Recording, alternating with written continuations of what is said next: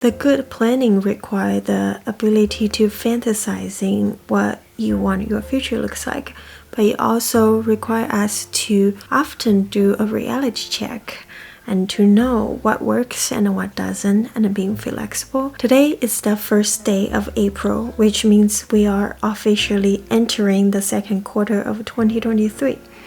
That means it's time to do a quarterly check. I don't know if you are still following your goal that you set for January, or if there are certain goals that you felt a little bit falling behind, but that's totally okay. Today I want to share with you how I do my quarterly review, as well as how I plan my next quarter. And then I also want to share with you things I learned through last quarter's time and energy management, and then what worked for me and what doesn't. Hopefully through this process it can give you a little bit clarity on your own planning, as well as maybe you can avoid certain mistakes that I made. I've already did all my reviewing and the planning, and I'm going to share this with you step by step each time while doing planning. Before I start planning for the future, I like to review the past. Since we are doing quarterly planning today, we are going to review the first quarter. Every time when you review the past, I think it's very important to remember, celebrate the win first. A lot of time we overlook our accomplishment because we tend to have those mindset of beating ourselves up. We focus on what we didn't achieve or what we're falling behind for. But one thing about motivation is it only exists through a momentum that you build, which means you have to acknowledge what you accomplish. It doesn't have to be a glamorous result, but the action itself, that if you acknowledge it and you're accepting it, it will help you build up the momentum and again motivation for you to keep going and to be consistent on whatever you want to work on. That being said, here are my first wins for the first quarter. Number 1, managed to post YouTube weekly. Number 2, kept going on my daily writing each day. And then number 3, read 8 books without rushing through them. Notice that I try to focus on what I can control. For example, posting the YouTube weekly or writing daily. Those are the things that I can measure. But whether or not what's the writing result is or how many growth I have on YouTube, that's not my focus. I think achievement is more of what I've done instead of what I've gained from any outside factors. I hope that makes sense. But that doesn't mean you can't use any outside measurements. Like for example, if you are having a YouTube channel and then you grow certain amount of subscribers and you want to celebrate that, you can also do that too. But my point is, if you don't have anything outside of your action, a measurement to focus on to celebrate, you can always only celebrate your actions because they matters. They are the reason we're heading the direction that we want to go to. Second, I want to review all the goals that I set. If you watch my New Year planning video, you might already know that I'm using my own new method of planning, a method that can help me be more consistent, a method of more habit focused. So in that way, I can utilize my habit to achieve my goal. If you haven't seen that video yet, I will make sure to link the video at the end of this video, so be sure to check it out. My first quarter's goal, the habit goal, build a routine for making YouTube consistently. This is a habit goal that echoing the yearly goal of making weekly YouTube video. So the focus of the first quarter would be on top of daily writing habits. I need to build a habit of making YouTube video, and hopefully it can become something I'm comfortable with, that I can post a YouTube video weekly. And after I reminded myself what was my goal, here are the things I'd like to journaling about. Number 1 is what worked. That means to think about things you tried that helped you achieve your first quarter goals, things you did that helped you stay consistent, increase creativity, preserve energy, or be more productive. Number 1, I made sure that I have a full day of editing before each Saturday so I can have a video out on time. And then before the day of editing, I have footage ready, standby, so in that way I don't have to worry about filming.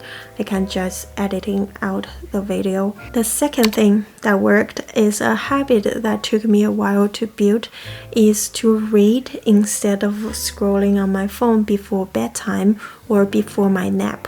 To be honest, I don't follow this rule every single day. There are days I really burned out, and I found myself end up on the phone, and I'll talk about that a little bit later. What worked for me, number 3, is that I try to write each day before I do anything else. I don't operate this 100% of the days, but 90% of the days, that's how I try to do, and it works perfect for me. And then number 4, what worked for me is to sleep more than 7 hours each night. Again, I don't do that 100% of the time, but I find what worked for me is when I did sleep more than 7 hours, the next day I tend to be better mood, more productive, and then get much more things done.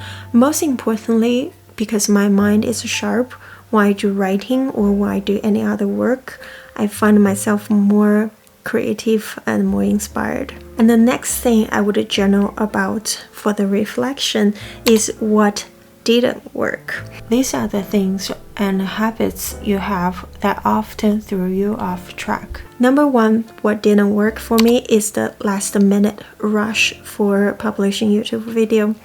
In the very beginning, when I'm trying to find the routine, I was slightly ahead of the time, so usually I schedule my videos several days ahead of the time. Gradually, because there are several things that's happening in my life, for example, my film is releasing in Taiwan, or things like I'm trying to apply a visa, those things throw me off the track, and I ended up finishing editing on Friday and publish on Saturday, and then that itself added a lot of stress for me, and it didn't work for me, and I'm still trying my best to figure out how can I make myself publishing a little bit ahead of the time.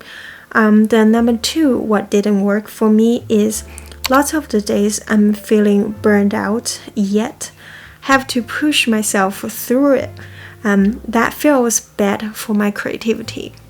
What I meant by that is I felt completely burned throughout the day, and it's almost like internally I don't have any more willpower or no feel anymore, but I was trying to use the last bit of energy to push through what I want to accomplish in that day. Maybe sometimes even stay up a little bit late, and then because of that, I'm kind of accomplished a lot in that day, but it's not very good quality, and I'm completely exhausted and burned.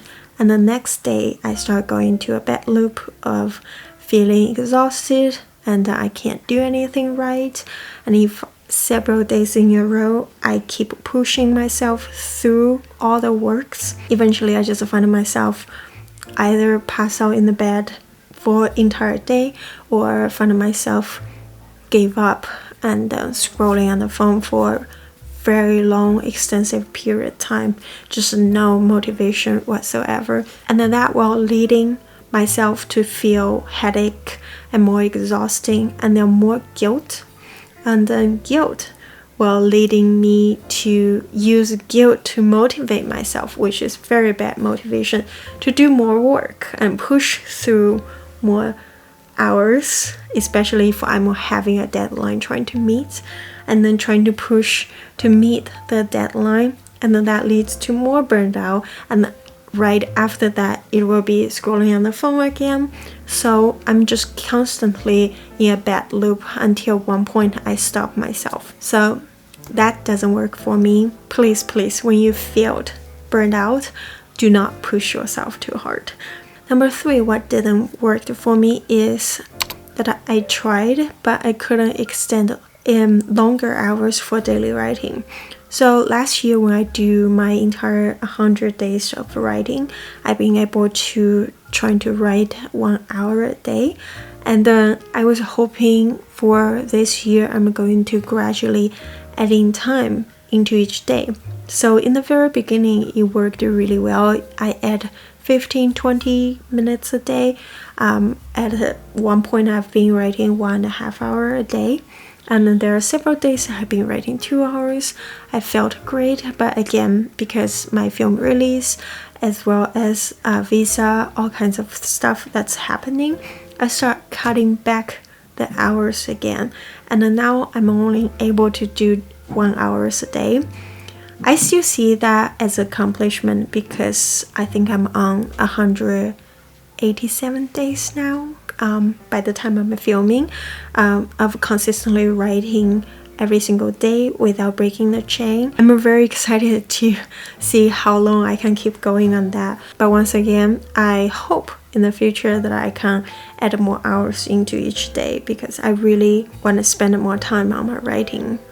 It's really difficult with a day job though. So the third thing I like to journaling about for my first quarter reflection is what change I want to make for the future. Based on what worked and what doesn't, you can write down the adjustments you want to make to steering yourself towards your goal. The first thing I wrote is each Saturday is the deadline for the next week's video. I'm going to try to experiment this and see how it works. The second is I want to try to do 2 hours of no plan, kind of leaving a room for each day, 2 hours of each day.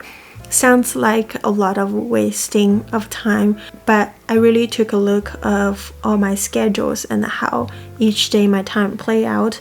Every single day there are about 2 hours of time that's wasted. Actually, it was wasted on getting ready for something, or wasted on scrolling on phone, or talking to someone just here and there. Very little pieces, they can add up really quickly. And then oftentimes when I find that those hours was wasted, I felt guilty. Those hours of no plan time, those buffer room is required because I didn't plan them into my calendar. It kind of made me feel much more burned. And each day when I finish all my work, it's already a way past beyond my bedtime, or it's already past the time that I supposed to go to read or rest. I think it's very important to have that buffer room of 2 hours of no planning time. This is actually coming from a conversation that I had with a friend that I met in this community, and he kind of suggested me to try that out, and I started really think about that and then try out a little bit the last couple weeks. Not for every single day, but when there's a day I did plan a gap between things, I felt much more relaxed and more focused on the work while I'm working, instead of working on something and then rushing to finish it because I'm trying to meet my block of time. Number 3, things I want to change for the future is I want to stop working after 6 p.m. and I can read or I can watch movie after 6 p.m. but I cannot work on my own stuff. I can also work at my day job if it's required, but that's not happening all the time. In general, I just want to give myself a room to rest. When I recognize myself burned out, I start immediately treating myself something I really like to eat, and I want to take a bath, and either I'll read whatever I really want to read at that moment during the bath, or I will watch a movie while I'm in the bath. And somehow it always worked for me. So having a space to rest, dedicated time to rest, that's something I can looking forward to each day, and it will functioning as a reset for me. I'll definitely update with you to see how it goes. Number 4, I want to see if I can combine YouTube recording, and then that might be something really helpful. I haven't really done that before. That required me to do a lot of planning though. I'll see how it goes. So after I identify the biggest challenge and my solutions, here is the goal setting for the second quarter of the year. So usually I will go through once again what was my initial goal.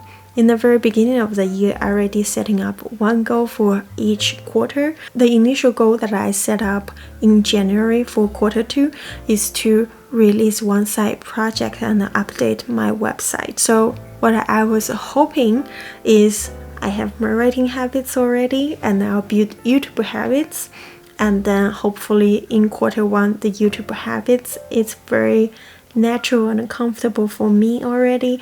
Then I'll add on to the third thing, which is finding daily time to work on a side project that I can release on my website. But here's the problem. The first quarter was not enough for me to build a comfortable habit for the YouTube. So right now it's the moment for me to slowing down, readjust my goals, and I do that for every week, every month, and every quarter. So the adjusted goal, it will come with a condition. It is to keep focusing on finding routine for YouTube until I feel comfortable. So here is a challenge. I'm going back to China visit soon, and it will be at the end of April till the middle of the May. There will be 3 weeks period that I might not be able to make any YouTube video. So instead of finding the routine for April, what I want to do is to focus on pre-make YouTube video instead.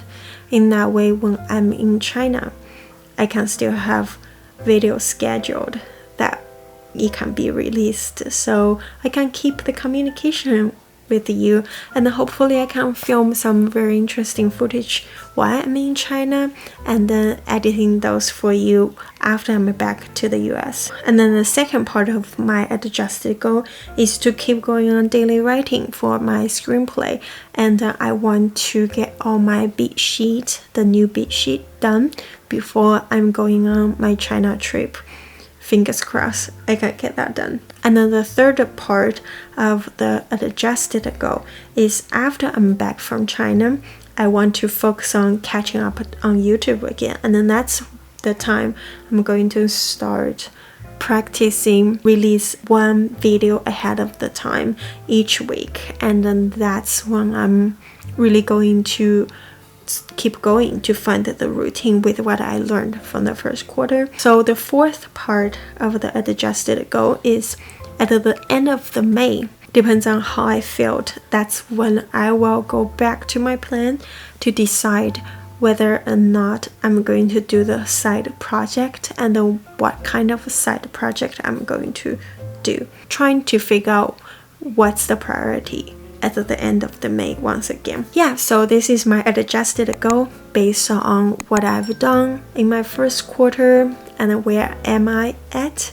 as well as what was my initial goal.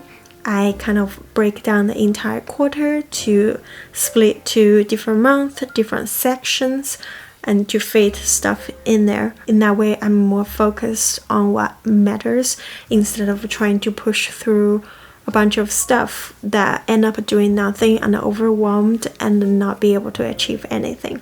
And I think that's the key to be consistent, is to really focusing on adding one thing at a time until you feel comfortable. So to summarize, the main focus of quarter 2 and also summarize this video is during quarter 2, I will keep focusing on my daily habits instead of the goal. Make sure each day I get what matters the most done first. And the second is to learn to rest properly, to rest in a way that inspires my mind instead of resting away of just being a potato on my phone. Hopefully I can always catch myself before the burnout and then rewind my mind and get a good rest. And then the third, it's something I want to remind myself daily, and I'm going to highlight here for you, is doing with present in mind instead of doing as if it's a means to an end. The only time we can go into the flow and enjoy the work is when we're not rushing to trying to finish what we're working on, but really engaging with every word we typing on the computer, every stroke we write on the page, every movement that we have for the task that we are doing. And that's the only way we can be more creative and then less stress, also inspired, and really enjoy our work. Alright, so those are my quarterly reviewing and planning. I hope this video have here and there something that's helpful for you. And if you want to learn more about my planning method that helped me staying consistent and then really accomplish my yearly goal, you can click right here to check out this planning video. And remember, be patient, be present, stay creative. I'll see you next week. Bye. Be